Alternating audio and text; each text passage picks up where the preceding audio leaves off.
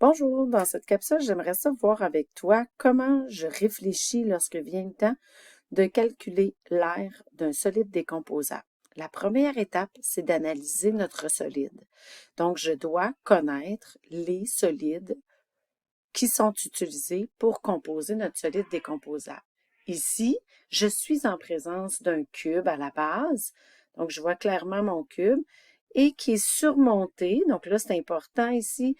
Ce qui est en haut, ce que je vois, c'est un prisme à base triangulaire. Donc, en premier, on identifie les solides qui sont représentés et ensuite, on essaie de faire une phrase mathématique qui va nous permettre de bien détailler comment je vais faire pour aller chercher l'aire totale de mon solide. Donc là, je pourrais me dire que pour aller chercher l'aire totale de mon solide décomposable, j'ai simplement à faire l'aire de mon cube, donc l'aire totale de l'espace en bas. À ça, donc je vais calculer toute mon aire totale selon les formules que je connais et j'additionne l'aire totale de mon prisme à base triangulaire. Par contre, il y a un petit problème parce qu'en ayant collé mes deux solides, on se rend compte qu'on a une face commune. Donc, il y a une face commune qui a été calculée deux fois. Donc ici, à l'intérieur, l'une des faces latérales de mon prisme est commune à l'une des faces de mon cube. Donc, je l'ai calculé deux fois. Je l'ai calculé une fois dans mon aire de prisme et une fois dans mon aire de cube. Donc, pour calculer mon aire totale de mon solide décomposable, je veux juste les faces que je peux toucher. Donc, je me dois d'enlever deux fois l'aire de la face commune. Parce que je l'ai calculé avec mon cube et avec mon prisme. Donc, il va falloir que je l'enlève. Lorsque j'ai bien identifié le calcul que je dois faire, donc ici, je vais aller chercher l'aire totale de mon cube, je vais additionner l'aire totale de mon prisme à base triangulaire, je vais enlever mes deux faces qui sont communes. Après ça, je vais aller faire mon calcul séparé. Donc là, j'ai comme trois calculs à effectuer. Donc après ça, je me place pour aller faire l'aire totale du cube, l'aire totale de la pyramide, du prisme et l'aire totale des faces communes. Donc, je me place à côté et là, je vais aller calculer pour commencer l'aire totale de mon cube. J'écris la formule. Donc, l'aire totale d'un cube, je peux voir le cube comme étant 6 faces carrées. Donc, 6 faces carrées de côté 47. Je fais mon calcul et je suis allé chercher l'aire totale de mon cube. Donc, lorsque c'est fait, je peux aller faire l'aire totale de mon prisme. Donc, l'aire totale du prisme à base triangulaire, on sait que la formule générale, c'est l'aire totale du prisme qui va être obtenue en faisant l'aire latérale plus l'aire des deux bases. On se souvient que les bases ici, ce sont les bases triangulaires. Donc, dans le détail, pour aller chercher l'aire latérale, on fait le périmètre de la base fois la hauteur de mon prisme. Donc, ici, il faut bien aller identifier la hauteur de mon prisme. Donc, si les bases, ce sont les triangles, donc, si les bases, ce sont les deux triangles, donc la hauteur du prisme, c'est la distance entre mes deux bases. Donc, dans ce cas-ci, la hauteur de mon prisme va être égale à 47. Donc, je dois aller calculer le périmètre de ma base. Donc, ici, le périmètre de ma base triangulaire, ça va être 47 plus 33,1 plus 33,1, soit 113,2. Donc, ça, c'est le périmètre de ma base. 113,2 fois la hauteur de mon prisme qui est 47.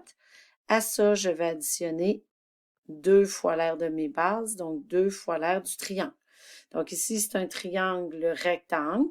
Donc, j'ai deux options pour calculer l'aire, soit ce côté-ci fois ce côté-ci, parce qu'il y a un angle droit, donc 33,1 fois 33,1 divisé par 2, ou prendre la base qui est ici, avec la hauteur qui lui est associée, soit 23,5.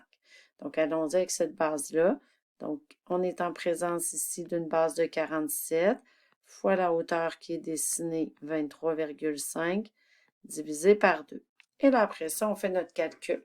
Donc, pour aller chercher l'aire de mon triangle, donc je vais y aller dans l'ordre. Pour aller chercher l'aire de mon triangle, je fais 47 fois 23,5 égale divisé par 2. Ça me donne 552,25.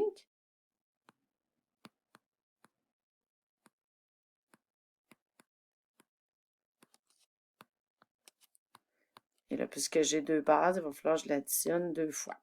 Oups, attendez, ici, là, je peux peut-être faire le petit calcul ici, qui est l'aire latérale. Donc, je vais le faire tout de suite. Mon aire latérale, soit 113,2 fois 47, qui me donne, dans ce cas-ci, 5320. Donc, on a dit 5320. Je vais aller voir pour être sûr, virgule 4. Et là, après ça, ben, je fais la somme des deux. Donc, je vais additionner le restant pour aller me chercher l'aire latérale plus l'aire de mes deux bases. Donc, l'aire latérale, je l'ai encore en mémoire, plus 2 fois l'aire de mes triangles, 552,25, ce qui me fait un gros total de 6424,9. Donc, j'ai dit